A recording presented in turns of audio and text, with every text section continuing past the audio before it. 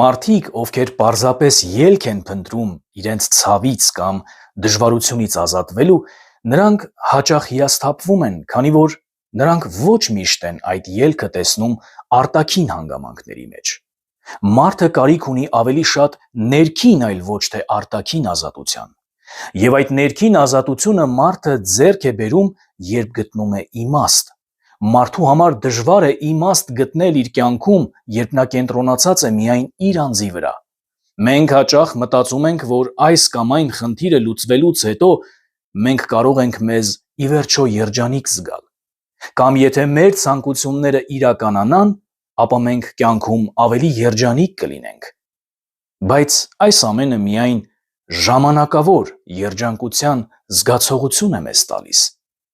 Սակայն կարճ ժամանակ անց մենք վերադառնում ենք մեր նախկին զգացմունքներին և դարձյալ զգում ենք մեզ դժբախտ։